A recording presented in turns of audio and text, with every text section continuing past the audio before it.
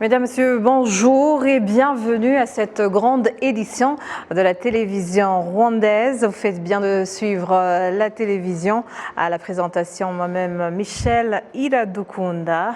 Et sans tarder, commençons par la lutte contre l'atmosphère. Pour ce qui est de l'atmosphère, la ville de Kigali a annoncé qu'elle ne va plus tolérer les habitants qui détruisent par combustion les déchets domestiques qui provoquent l'émission des fumées polluants. Certains résidents de la ville capitale, affirment que cette fumée nuit à leur système respiratoire. Les détails avec Kassim Youssouf. Dans certaines parties de la ville de Kigali, des gens détruisent par combustion des déchets domestiques comme des vêtements usagés, des pneus ou des herbes. La fumée dégagée nuit cependant à l'environnement et affecte la santé des habitants. Cette pratique n'est pas admissible car c'est polluant. Ça provoque des problèmes respiratoires parce que la fumée qui ne provient pas de la cuisson entraîne des problèmes nasaux ou des céphalées. Celles provenant des sachets, des produits hygiéniques et d'autres en plastique sont nuisibles. Ce qu'il faut faire, c'est avoir plus de propreté et séparer les déchets.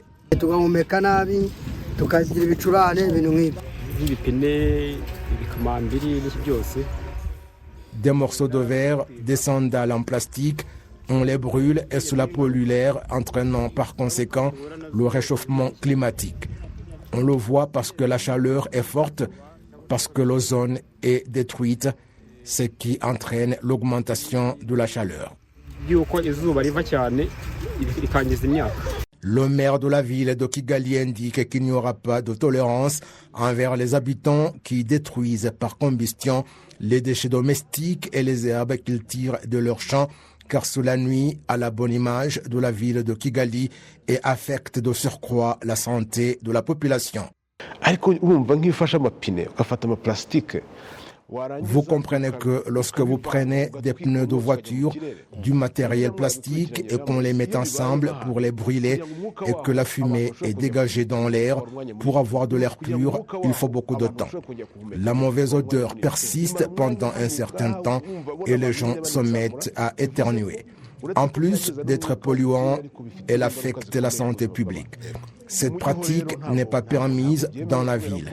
Lorsque cette fumée se mélange avec la poussière, là où nous avons encore des routes en latérite, cela provoque des graves problèmes et nous exhortons les habitants de la ville à éviter cette pratique et qu'ils puissent nous aider à dénoncer ceux qui font cela pour que nous puissions les sensibiliser et que ceux qui ne veulent pas changer soient sanctionnés.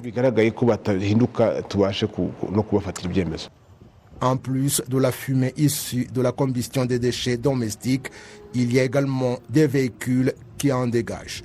Dans son programme de lutte contre la pollution de l'air et de réduction de l'émission des gaz des véhicules, le Rwanda a mis en place des projets qui consistent à utiliser des véhicules et des motos électriques, ce qui fait que la ville de Kigali se positionne en Afrique en tête en ce qui concerne la propreté.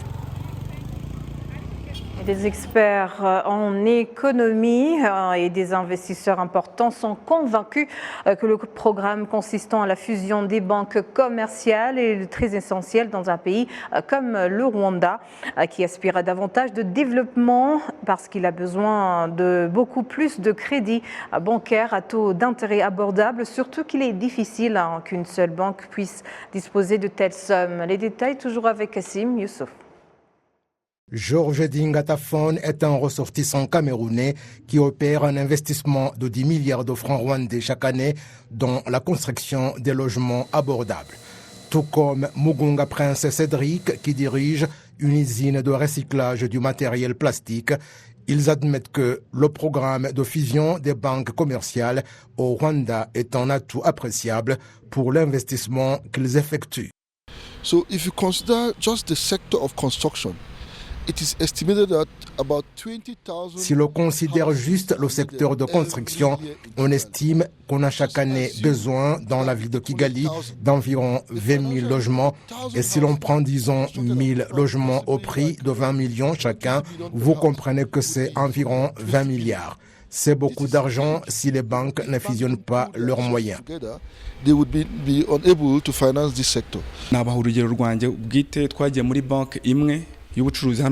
Je vous donnerai ma propre expérience.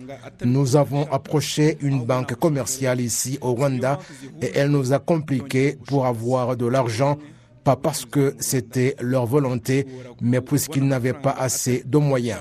Si l'on demande 1, 2 ou 3 millions de dollars à la banque, on constate parfois que cette banque n'a pas assez de moyens. L'expert en banque et finance Rukesha Valence indique que même lorsqu'il y a un client qui a besoin d'une somme importante, il s'avère nécessaire qu'on sollicite différentes institutions bancaires.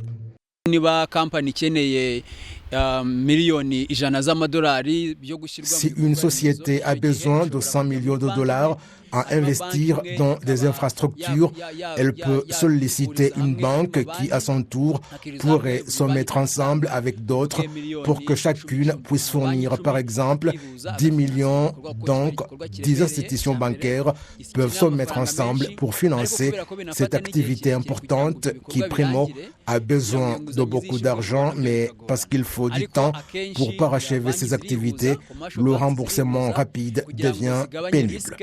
Le gouverneur de la Banque nationale du Rwanda, John Rwangombwa, indique que la fusion des banques commerciales est d'une grande importance pour le secteur financier. Equity mbere ku bwayo ntabwo ashobora gutenga umwenda urenga miliyoni Auparavant, Equity seul ne pouvait pas accorder un crédit supérieur à 18 millions de dollars ou disons 20 milliards de francs rwandais.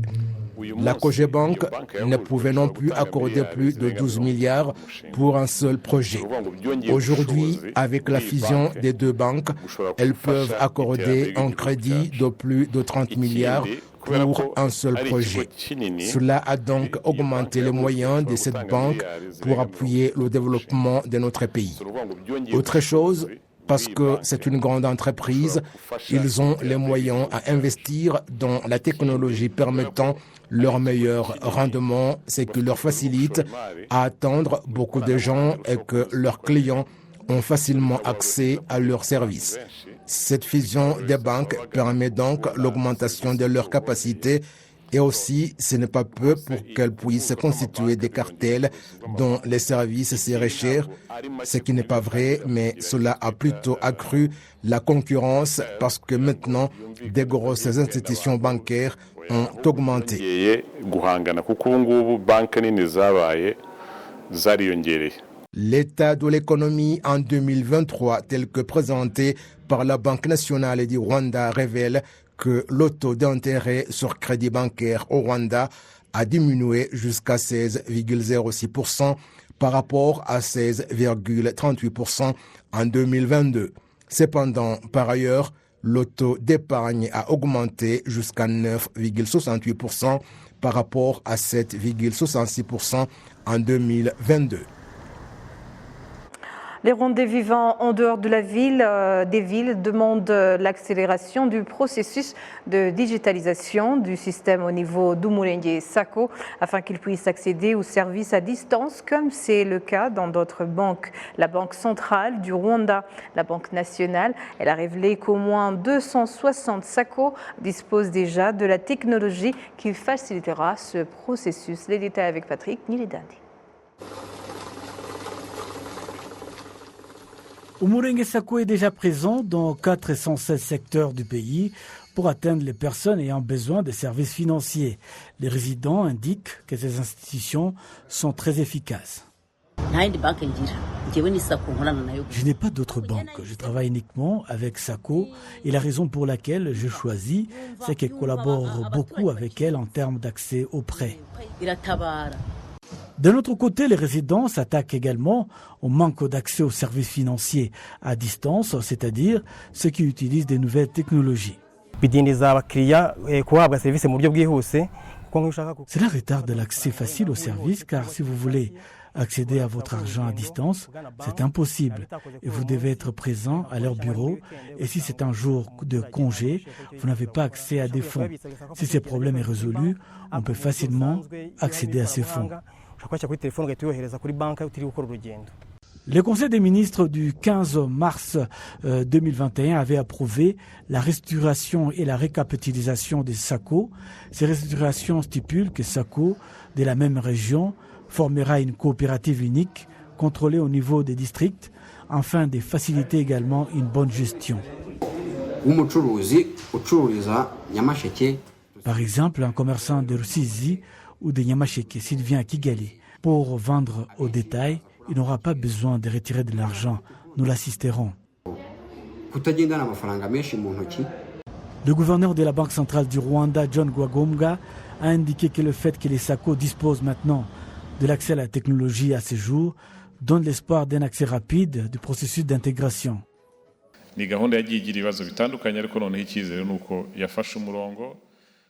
C'est un processus qui a rencontré des défis.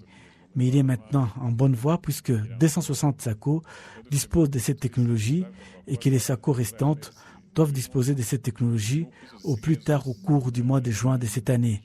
Disposer de cette technologie est bénéfique car elle permet d'accéder à leurs dossiers et facilitera également l'accès à leurs fonds. Une autre chose est la restructuration de ces SACO qui verront des experts et des investisseurs du secteur gérer ces coopératives.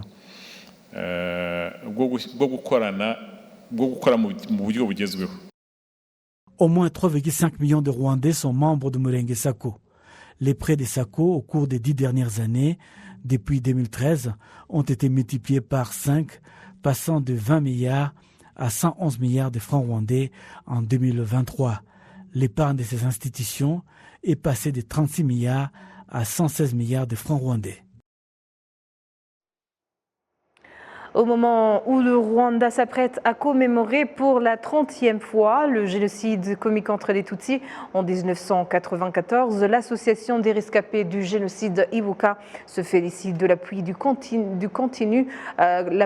du gouvernement du Rwanda qui a permis aux rescapés d'être résilients même s'ils restent confrontés à certains défis. Les détails.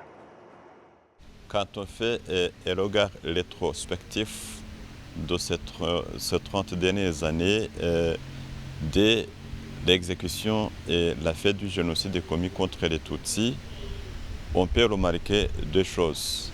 On remarque d'une part qu'une grande partie des survivants du génocide commis contre les Tutsis ont eu une résilience compte tenu de ce qu'ils ont pu se reconstruire à l'aide du gouvernement rwandais et de la communauté internationale en une petite partie.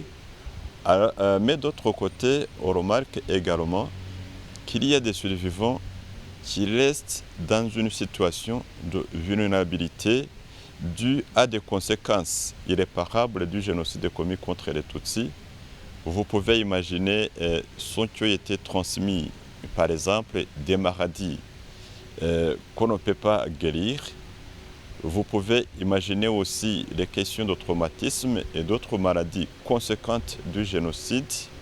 Mais aussi, vous savez que de ce qui a été aussi une caractéristique du génocide commis contre les Tutsis, c'est aussi la destruction des biens de survivants. De façon que la plupart d'entre eux ont commencé par zéro.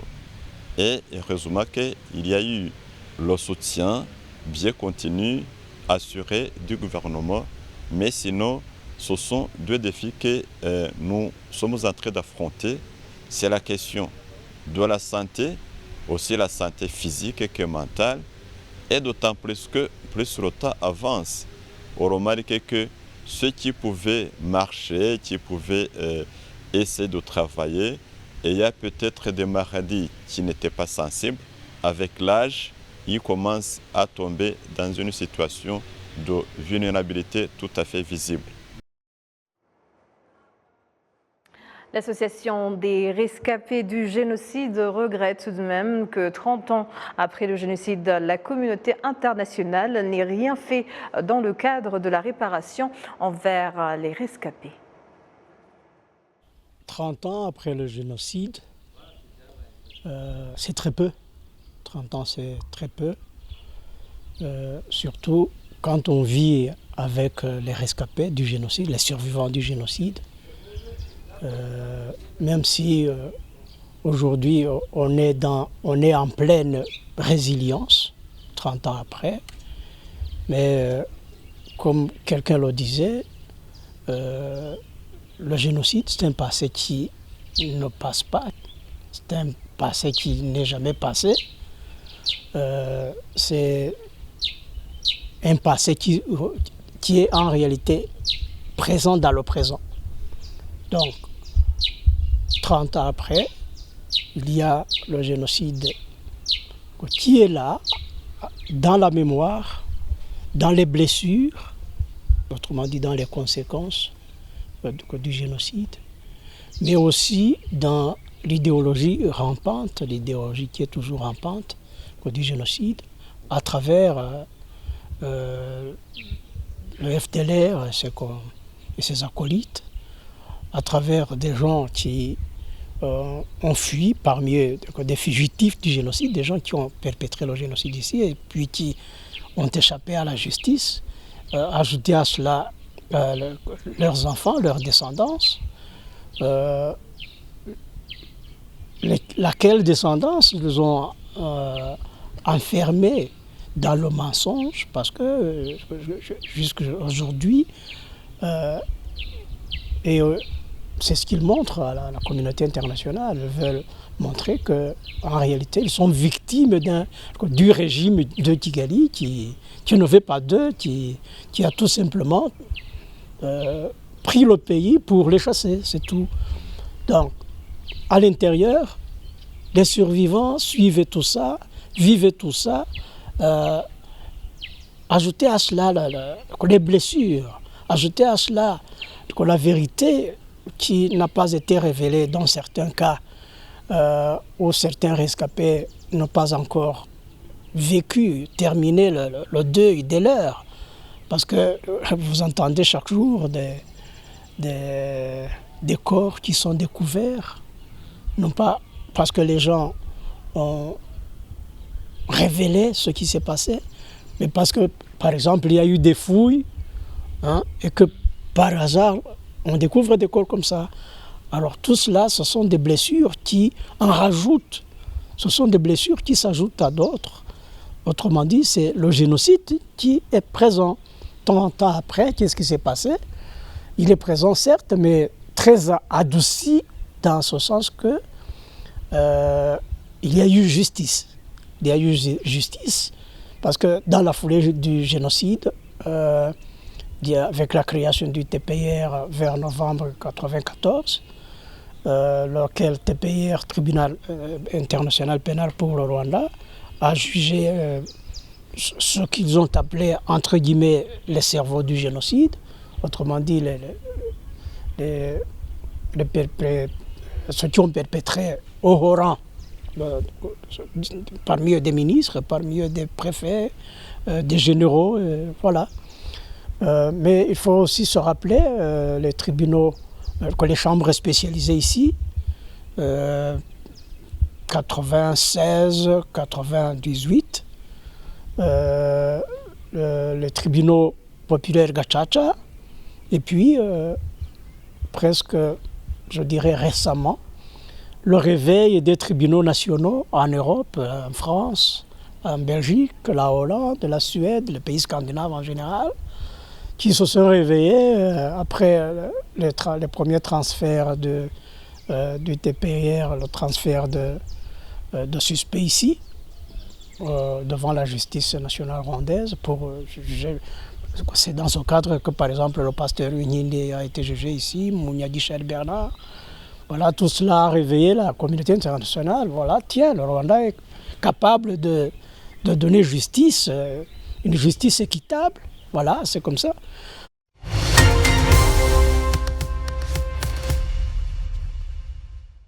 Alors, nous suivions là un journaliste politique et analyste, Sehene Ruvugiro Emmanuel. Il nous parlait du parcours du Rwanda 30 ans après le génocide commis contre les Tutsis en 1994. Le parcours de 1994 à 2024. Nous suivions là ce décryptage. Place maintenant au tour du web avec notre consoeur Amandine. Amandine, bonjour. Bonjour Michel. Quelle est l'actualité aujourd'hui? Tout d'abord, un petit rappel du sens ou bien de simple signification de réseaux sociaux. Toujours comme on commence. Groupe de personnes liées par des goûts, des intérêts communs, peu importe donc votre catégorie. Il y a toujours, votre catégorie d'âge, il y a toujours un réseau social qui vous convient. Donc un site qui permet des interactions sociales, de constituer des connaissances, des amis ou bien des relations professionnelles. Il s'agit alors d'interagir en particulier en temps réel. Aujourd'hui, on va voir dans le segment d'aujourd'hui, notre réflexion se porte sur l'expérience de défi. Donc tout d'abord, danse, parodie ou humour. Il y a le divertissement, découverte de talents, passion cachée et on se défie des fois soi-même parce qu'il y a un défi qui y est lancé et toute personne qui est sur les réseaux sociaux essaie de changer, essaie d'imiter. Mais quand ça ne marche pas, il ne faut pas avoir honte. Donc ce qui est vraiment divertissant ici, c'est que les gens partagent quand ils ont échoué. Alors on continue avec les réactions sur Twitter la plupart du temps. Donc parce que les personnes, les individus sont différents. Normalement, pourquoi est-il difficile de garder le vrai sens de réseaux sociaux? Les personnes sont différentes, alors quoi faire lorsque certains manquent de respect ou bien insultent ou vous donnent envie de quitter les réseaux sociaux? Il ne faut pas quitter. Il y a des options, on peut bloquer les gens, on peut les ignorer et continuer, peu importe ce qui se passe. Il faut se rappeler tous les jours pourquoi on est sur les réseaux sociaux. Il faut garder le focus et continuer, surtout dans le cas de propagation de la mauvaise information, sur l'actualité, l'opportunité de développement, le divertissement ou bien même la présentation de sa propre marque personnelle. J'imagine quand même que c'est difficile, étant donné que certains artistes, par exemple Lizzo, qui a déjà déclaré avoir quitté la musique grâce à ses commentaires, je dirais, négatifs sur les réseaux sociaux. Oui, oui. En fait, des fois, c'est différent puisque je venais de mentionner que ça dépend des individus. Il y a des gens qui peuvent supporter. Mais en fait, quand on garde le focus, la raison pour laquelle on a rejoint les réseaux sociaux, donc les réseaux sociaux, on peut avoir le courage. Mais quand ça ne va pas, on peut vraiment quitter pour un moment, mais revenir. Voilà. Alors là, je parlais, c'était sur Twitter, donc s'il vous plaît, interagissez avec les gens qui sont d'accord avec votre contenu. Sur TikTok, ce qui a capté mon attention aujourd'hui ou bien cette semaine, c'est donc ce qu'on parle de, il est de la responsabilité de tout un chacun. Donc ici, on parle de commémoration. Alors, il est de la responsabilité de tout un chacun, même ceux qui sont nés après le génocide, ils sont en train de faire des vidéos sur TikTok pour dire qu'il est de leur responsabilité de connaître l'histoire et de participer dans donc, la lutte contre l'idéologie du génocide. Donc, je vous invite à suivre les messages importants donc, liés à la 30e commémoration du génocide perpétré contre les Tutsis au Rwanda en 1994. Voilà, en fait, pourquoi il ne faut pas quitter les réseaux sociaux. Le bien, donc, ici, quand on parle de commémoration, quand on parle de messages sur Instagram, j'ai trouvé une image de Kwibuka Rwanda, ce jour-là dans l'histoire, ce souvenir, bâtir ensemble. Donc, sur les réseaux sociaux, on ne quitte pas.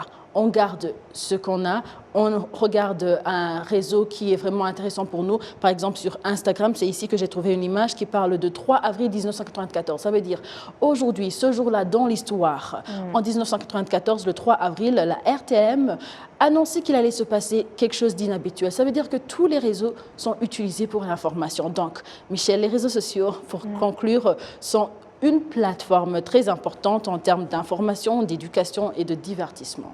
Voilà, tu viens de bien résumer la situation. Merci beaucoup, Amandine. C'est un plaisir. Et c'est ici que nous bouclons cette grande édition. Merci de l'avoir suivi. Au nom de toute l'équipe qui a contribué, je vous souhaite une bonne soirée.